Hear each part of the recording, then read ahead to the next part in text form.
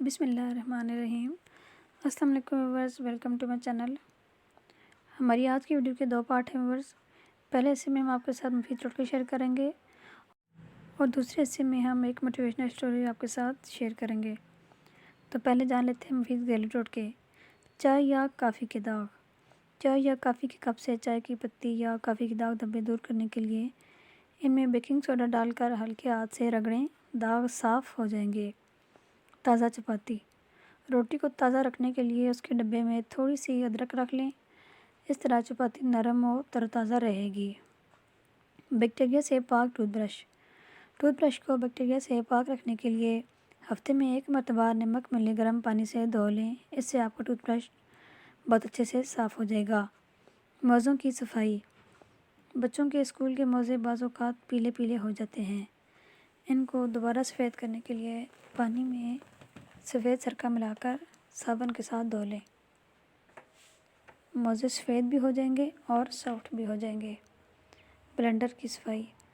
Blender کو استعمال کرنے کے بعد صاف کرنے کے لیے اس میں اتنا پانی ڈالیں کہ وہ پانی کے اندر ڈوب جائے، اس میں صابن یا واشنگ ڈٹرجنٹ ڈال کر چلائیں، 1 منٹ کے بعد سارا پانی نکال کر اس کو دھو کر خشک کر کے رکھ لیں۔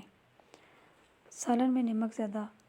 اگر سالن میں نمک زیادہ ہو گیا ہے تو ذرا سا لیموں کا رس ڈال دیں یا چھلا ہوا سالم آلو ڈال دیں، وہ اضافی نمک جذب کر لے گا۔ ناریل کاٹنا۔ اگر ناریل کو 2 برابر کے حصے میں کاٹنا ہے تو اسے چھوڑنے سے قبل چند سیکنڈ کے لیے آگ پر گرم کر لیں۔ ہیئر ڈائی کے نشان۔ بعض اوقات ہیئر ڈائی کے نشان کپڑوں پر آ جاتے ہیں، ان کو دور کرنے کے لیے تھوڑی سی گلیسرین گرم کریں اور داغ پر لگا کر چھوڑ دیں، 15 منٹ کے بعد واشنگ پاؤڈر کے ساتھ دھو کر استری کر لیں۔ آئس کریم کے داغ۔ بچوں کے کپڑوں پر داغ پڑ جائیں تو یورک ایسڈ اور 1 چائے کا چمچ گلیسرین ملا کر دھبوں پر لگائیں، تھوڑی دیر بعد دھو لیں۔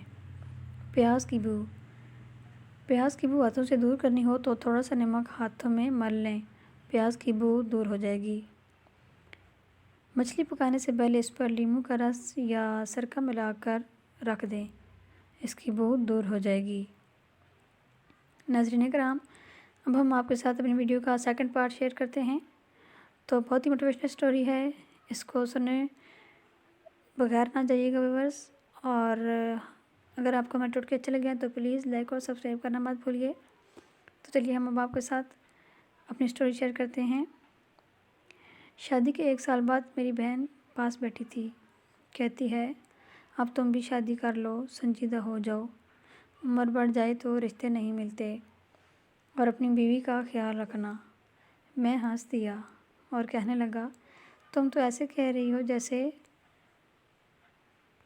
تمہارے سسرال والے تمہیں روٹی بھی نہ دیتے ہوں۔ ایک دم زرد پڑ گئی اور رونے لگ گئی۔ میں ڈر گیا کہ کیوں رونے لگ گئی، پوچھا تو کہنے لگی وہ مجھے روٹی نہیں دیتے۔ میں نے کہا کیا مطلب؟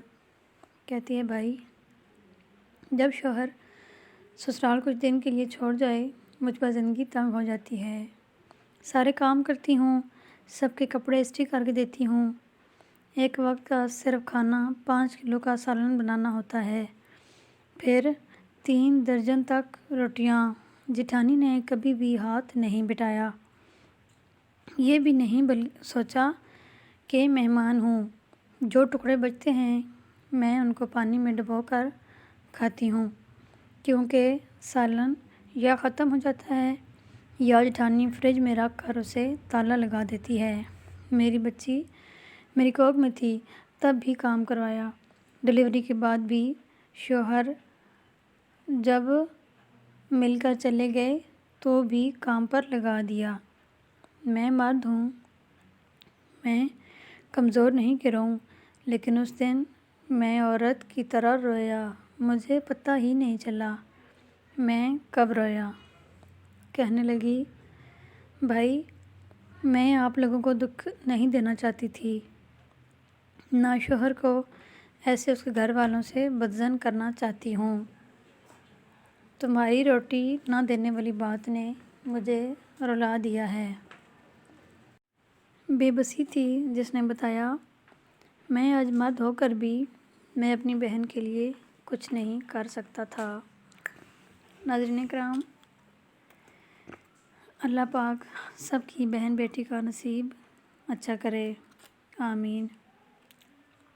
ویڈیو کیسی لگی ہے کمنٹ میں ضرور بتائیے گا، اور پلیز چینل کو لائک اور سبسکرائب کرنا مت بھولیے، اور مزید ایسی موٹیویشن ویڈیو کے لیے ہمارے چینل کو سبسکرائب کر دیں، اور کمنٹ میں ضرور بتائیے گا کہ آپ یہ ویڈیو کہاں سے دیکھ رہے ہیں۔